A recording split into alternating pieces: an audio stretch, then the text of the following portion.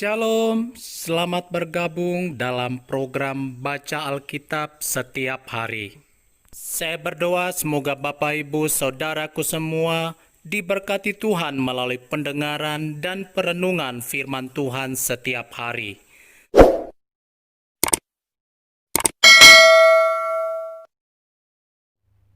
Dua Raja-Raja pasal 5. Naaman disembuhkan. Naaman, panglima Raja Aram, adalah seorang terpandang di hadapan tuannya dan sangat disayangi. Sebab oleh dia Tuhan telah memberikan kemenangan kepada orang Aram. Tetapi orang itu, seorang pahlawan tentara, sakit kusta. Orang Aram pernah keluar bergerombolan dan membawa tertawan seorang anak perempuan dari negeri Israel. Ia menjadi pelayan pada istri Naaman. Berkatalah gadis itu kepada nyonyanya, "Sekiranya tuanku menghadap nabi yang di Samaria itu, maka tentulah nabi itu akan menyembuhkan dia dari penyakitnya." Lalu pergilah Naaman memberitahukan kepada tuannya, katanya, "Begini-beginilah dikatakan oleh gadis yang dari negeri Israel itu." Maka jawab Raja Aram, "Baik, pergilah, dan aku akan mengirim surat kepada Raja Israel." Lalu pergilah Naaman dan membawa sebagai persembahan 10 talenta perak dan 6.000 shikal emas dan 10 potong pakaian. Ia menyampaikan surat itu kepada Raja Israel yang berbunyi, "Sesampainya surat ini kepadamu, maklumlah kiranya bahwa aku menyuruh kepadamu Naaman pegawaiku, supaya engkau menyembuhkan dia dari penyakit kustanya." Segera sesudah Raja Israel membaca surat itu, dikoyakkannyalah pakaiannya serta berkata, "Allahkah aku ini yang dapat mematikan dan menghidupkan, sehingga orang ini mengirim pesan kepadaku, supaya kusembuhkan seorang dari penyakit kustanya? Tetapi sesungguhnya, perhatikanlah dan lihatlah, ia mencari gara-gara terhadap aku." Segera sesudah didengar Elisa, abdi Allah itu, bahwa Raja Israel mengoyakkan pakaiannya, dikirimnyalah pesan kepada Raja bunyinya, "Mengapa engkau mengoyakkan pakaianmu? Biarlah ia datang kepadaku, supaya ia tahu bahwa ada seorang nabi di Israel." Kemudian datanglah Naaman dengan kudanya dan keretanya, lalu berhenti di depan pintu rumah Elisa. Elisa menyuruh seorang suruhan kepadanya mengatakan, "Pergilah mandi 7 kali dalam sungai Yordan, maka tubuhmu akan pulih kembali, sehingga engkau menjadi tahir." Tetapi pergilah Naaman dengan gusar sambil berkata, "Aku sangka bahwa setidak-tidaknya ia datang keluar dan berdiri memanggil nama Tuhan Allahnya, lalu menggerak-gerakkan tangannya di atas tempat penyakit itu, dan dengan demikian menyembuhkan penyakit kustaku. Bukankah Abana dan Parpar, sungai-sungai Damsyik, lebih baik dari segala sungai di Israel? Bukankah aku dapat mandi di sana dan menjadi tahir?" Kemudian berpalinglah ia dan pergi dengan panas hati. Tetapi pegawai-pegawainya datang mendekat serta berkata kepadanya, "Bapak, seandainya nabi itu menyuruh perkara yang sukar kepadamu, bukankah Bapak akan melakukannya? Apalagi sekarang ia hanya berkata kepadamu, 'Mandilah dan engkau akan menjadi tahir.' Maka turunlah ia membenamkan dirinya 7 kali dalam sungai Yordan, sesuai dengan perkataan abdi Allah itu. Lalu pulihlah tubuhnya kembali, seperti tubuh seorang anak, dan ia menjadi tahir. Kemudian kembalilah ia dengan seluruh pasukannya kepada abdi Allah itu. Setelah sampai, tampillah ia ke depan Elisa dan berkata, 'Sekarang aku tahu bahwa di seluruh bumi tidak ada Allah kecuali di Israel. Karena itu terimalah kiranya suatu pemberian dari hambamu ini.' Tetapi Elisa menjawab, 'Demi Tuhan yang hidup, yang di hadapannya aku menjadi pelayan, sesungguhnya aku tidak akan menerima apa-apa.' Dan walaupun Naaman mendesaknya supaya menerima sesuatu, ia tetap menolak. Akhirnya berkatalah Naaman, 'Jikalau demikian, biarlah diberikan kepada hambamu ini tanah sebanyak muatan sepasang bagal. Sebab hambamu ini tidak lagi akan mempersembahkan korban bakaran atau korban sembelihan kepada Allah lain, kecuali kepada Tuhan. Dan kiranya Tuhan mengampuni hambamu ini dalam perkara yang berikut. Apabila tuanku masuk ke kuil Rimon untuk sujud menyembah di sana, dan aku menjadi pengapitnya, sehingga aku harus ikut sujud menyembah dalam kuil Rimon itu, kiranya Tuhan mengampuni hambamu ini dalam hal itu." Maka berkatalah Elisa kepadanya, "Pergilah dengan selamat." Setelah Naaman berjalan tidak berapa jauh daripadanya, berpikirlah Gehazi, bujang Elisa abdi Allah. Sesungguhnya tuanku terlalu menyegani Naaman. Orang Aram ini dengan tidak menerima persembahan yang dibawanya. Demi Tuhan yang hidup, sesungguhnya aku akan berlari mengejar dia dan akan menerima sesuatu daripadanya. Lalu Gehazi mengejar Naaman dari belakang. Ketika Naaman melihat ada orang berlari-lari mengejarnya, turunlah ia dengan segera dari atas kereta untuk mendapatkan dia dan berkata, "Selamat." Jawabnya, "Selamat. Tuanku Elisa menyuruh aku mengatakan, baru saja datang kepadaku 2 orang muda dari pegunungan Efraim, dari antara rombongan Nabi. Baiklah berikan kepada mereka setalenta perak dan 2 potong pakaian." Naaman berkata, "Silakan, ambillah 2 talenta." Naaman mendesak dia dan membungkus 2 talenta perak dalam 2 pundi-pundi dan 2 potong pakaian, lalu memberikannya kepada 2 bujangnya. Mereka ini mengangkut semuanya di depan Gehazi. Setelah mereka sampai ke bukit, disambutnyalah dari tangan mereka, disimpannya di rumah, dan disuruhnya kedua orang itu pergi. Maka pergilah mereka. Baru saja Gehazi masuk dan tampil ke depan tuannya. Berkatalah Elisa kepadanya, "Dari mana, Gehazi?" Jawabnya, "Hambamu ini tidak pergi kemana-mana." Tetapi kata Elisa kepadanya, "Bukankah hatiku ikut pergi ketika orang itu turun dari atas keretanya mendapatkan engkau?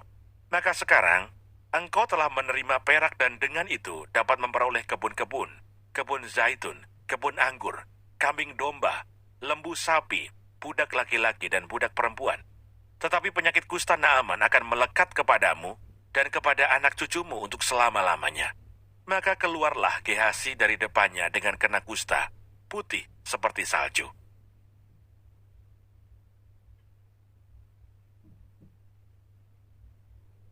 Dua Raja-Raja pasal 6. Kapak timbul mengapung. Pada suatu hari berkatalah rombongan Nabi kepada Elisa, "Cobalah lihat, tempat tinggal kami di dekatmu ini adalah terlalu sesak bagi kami. Baiklah kami pergi ke sungai Yordan, dan masing-masing mengambil 1 balok dari sana, supaya kami membuat tempat tinggal untuk kami."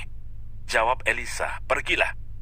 Lalu berkatalah seorang, "Silakan, ikutlah dengan hamba-hambamu ini." Jawabnya, "Baik, aku akan ikut." Maka ikutlah ia dengan mereka. Setelah mereka sampai di sungai Yordan, mereka pun menebang pohon-pohon. Dan terjadilah, ketika seorang sedang menumbangkan sebatang pohon, jatuhlah mata kapaknya ke dalam air. Lalu berteriak-teriaklah ia, "Wahai tuanku, itu barang pinjaman." Tetapi berkatalah abdi Allah, "Kemana jatuhnya?" Lalu orang itu menunjukkan tempat itu kepadanya. Kemudian Elisa memotong sepotong kayu, lalu dilemparkannya ke sana. Maka timbullah mata kapak itu dibuatnya. Lalu katanya, "Ambillah." Orang itu mengulurkan tangannya dan mengambilnya. Tindakan Elisa dalam peperangan melawan Aram. Raja negeri Aram sedang berperang melawan Israel. Ia berunding dengan pegawai-pegawainya, lalu katanya, "Ke tempat ini dan itu haruslah kamu turun menghadang." Tetapi abdi Allah menyuruh orang kepada Raja Israel mengatakan, "Awas, jangan lewat dari tempat itu, sebab orang Aram sudah turun menghadang ke sana." Sebab itu Raja Israel menyuruh orang-orang ke tempat yang disebutkan abdi Allah kepadanya. Demikianlah Elisa memperingatkan kepadanya, supaya berawas-awas di sana, bukan sekali 2 kali saja. Lalu mengamuklah hati Raja Aram tentang hal itu. Maka dipanggilnyalah pegawai-pegawainya, katanya kepada mereka, "Tidakkah dapat kamu memberitahukan kepadaku, siapa dari kita memihak kepada Raja Israel?" Tetapi berkatalah salah seorang pegawainya, "Tidak, tuanku raja, melainkan Elisa, nabi yang di Israel. Dialah yang memberitahukan kepada Raja Israel tentang perkataan yang diucapkan oleh tuanku di kamar tidurmu." Berkatalah raja, "Pergilah melihat di mana dia, supaya aku menyuruh orang menangkap dia." Lalu diberitahukanlah kepadanya, "Dia ada di Dotan." Maka dikirimnyalah ke sana kuda serta kereta dan tentara yang besar. Sampailah mereka pada waktu malam, lalu mengepung kota itu. Ketika pelayan abdi Allah bangun pagi-pagi dan pergi keluar, maka tampaklah suatu tentara dengan kuda dan kereta ada di sekeliling kota itu. Lalu berkatalah bujangnya itu kepadanya, "Celaka, tuanku, apakah yang akan kita perbuat?" Jawabnya, "Jangan takut, sebab lebih banyak yang menyertai kita daripada yang menyertai mereka." Lalu berdoalah Elisa, "Ya Tuhan, bukalah kiranya matanya supaya ia melihat." Maka Tuhan membuka mata bujang itu, sehingga ia melihat. Tampaklah gunung itu penuh dengan kuda dan kereta berapi sekeliling Elisa. Ketika orang-orang Aram itu turun mendatangi dia, berdoalah Elisa kepada Tuhan, "Butakanlah kiranya mata orang-orang ini." Maka dibutakannyalah mata mereka sesuai dengan doa Elisa. Kemudian berkatalah Elisa kepada mereka, "Bukan ini jalannya dan bukan ini kotanya. Ikutlah aku, maka aku akan mengantarkan kamu kepada orang yang kamu cari." Lalu diantarkannya mereka ke Samaria.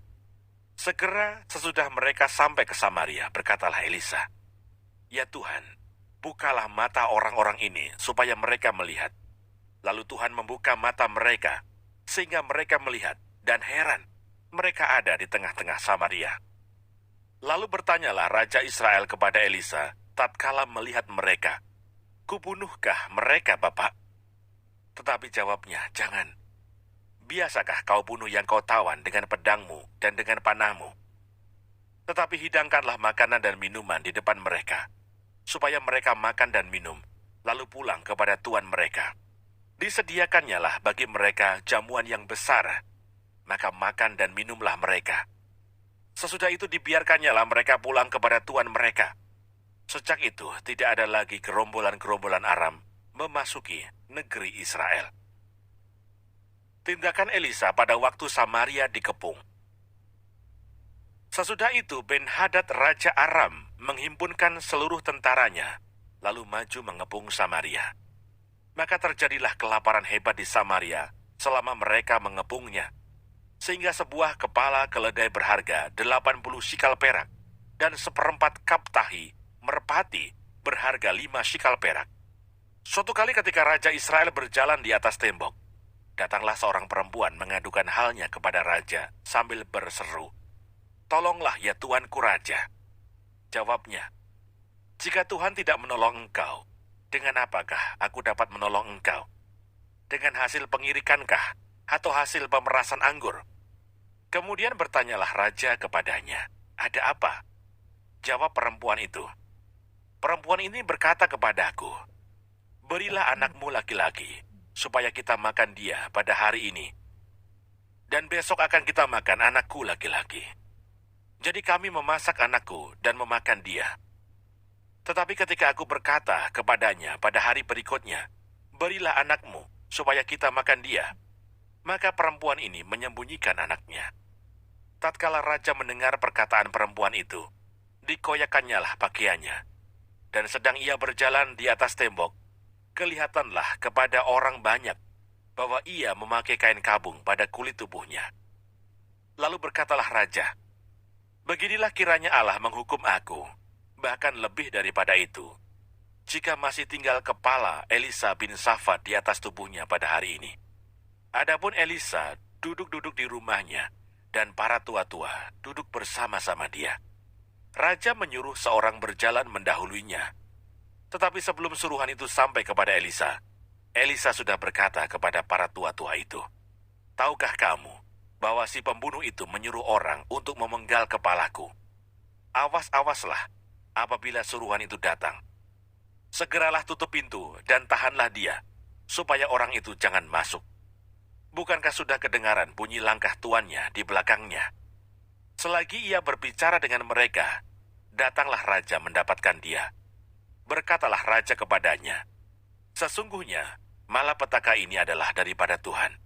Mengapakah aku berharap kepada Tuhan lagi?"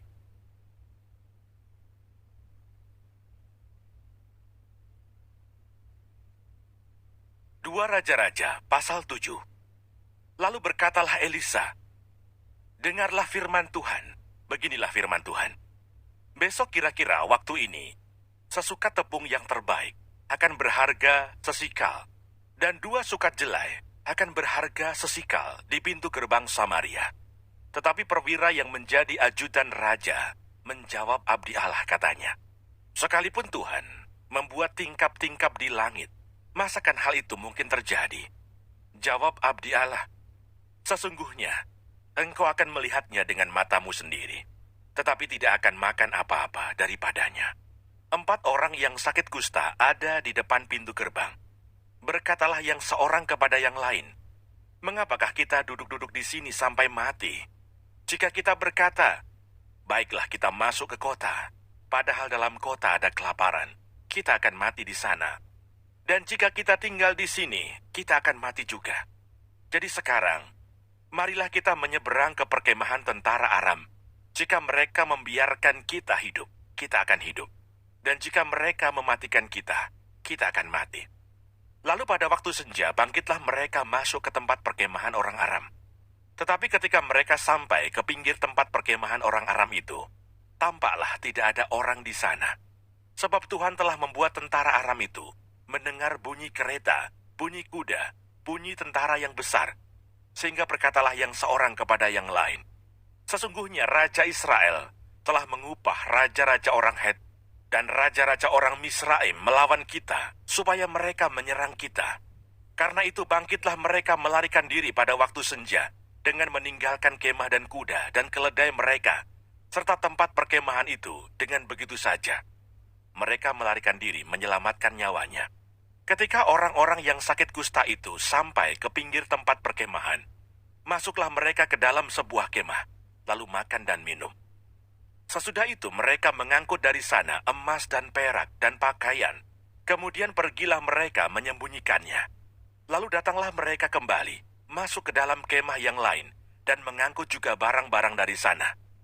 Kemudian pergilah mereka menyembunyikannya. Lalu berkatalah yang seorang kepada yang lain, "Tidak patut yang kita lakukan ini. Hari ini ialah hari kabar baik, tetapi kita ini tinggal diam saja. Apabila kita menanti sampai terang pagi, maka hukuman akan menimpa kita. Jadi sekarang, marilah kita pergi menghadap untuk memberitahukan hal itu ke istana raja."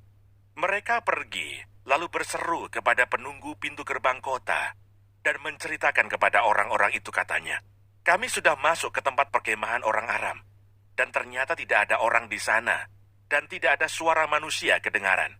Hanya ada kuda dan keledai tertambat, dan kemah-kemah ditinggalkan dengan begitu saja." Para penunggu pintu gerbang menyerukan dan memberitahukan hal itu ke istana raja.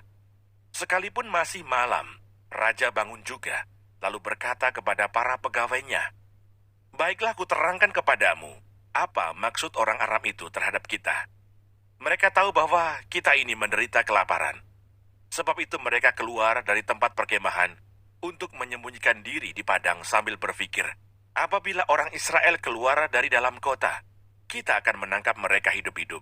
Kemudian kita masuk ke dalam kota." Lalu salah seorang pegawainya menjawab, "Baiklah kita ambil 5 ekor dari kuda yang masih tinggal di dalam kota ini."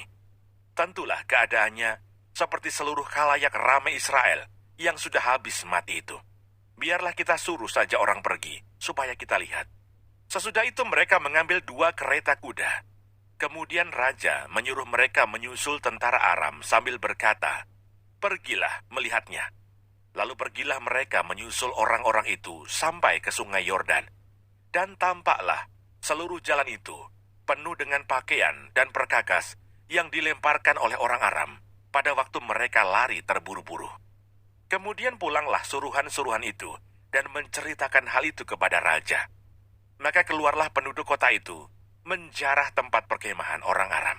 Karena itu, sesukat tepung yang terbaik berharga sesikal, dan 2 sukat jelai berharga sesikal, sesuai dengan firman Tuhan.